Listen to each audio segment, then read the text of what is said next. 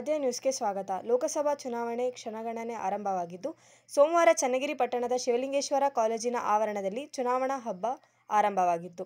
ಮತಯಂತ್ರಗಳನ್ನು ಹೊತ್ತ ಮತಗಟ್ಟೆ ಅಧಿಕಾರಿಗಳು ಮತ್ತು ಸಿಬ್ಬಂದಿಗಳು ತಮ್ಮ ರೂಟ್ ಬಸ್ಗಳನ್ನು ಹಿಡಿದು ಮತಕೇಂದ್ರಗಳತ್ತ ತೆರಳಿದರು.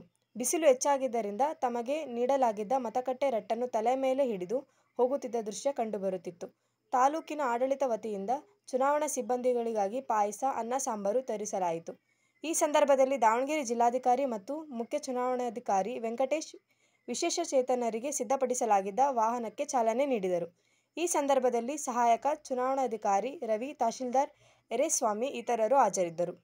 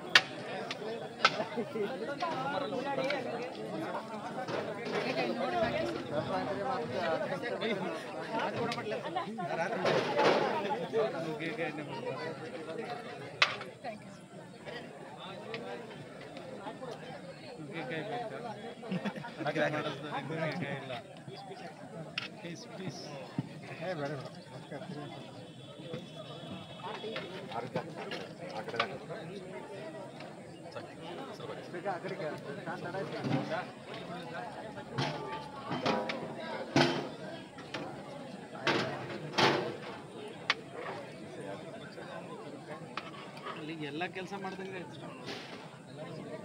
ಅಲ್ಲ ಎಲ್ಲ ಮಾಡ್ದಂಗೆ ಆಯ್ತಲ್ಲ. ರಾತ್ರಿಗೆಲ್ಲ ಬಾಕ್ಸ್ ಹೊರಬೇಕು, ಅದು ಫೈನಲ್. ಮೇಡಮ್, ಹ್ಞೂ ಮೇಡಮ್,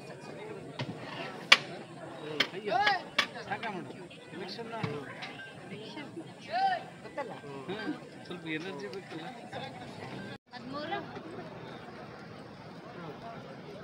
15-13ಕ್ಕೆ ಬಿಡ್ತೀಯಾ? ಎಲ್ಲರ ಹೋಗೋದ್ರೆ ಹೋಗ್ತಾಯಿಲ್ಲ.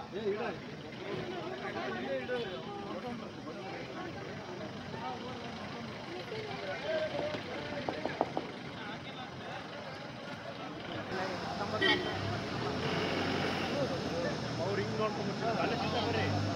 ಅಲ್ಲ ಹಿಂಗೆ ಮುಂದೆ ಹೋದ್ರೆ ಬನ್ನಿ.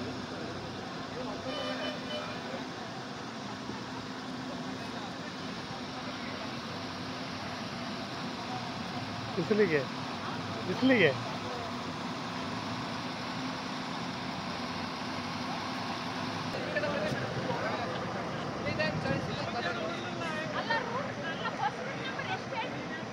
ಅರವತ್ತಾರು.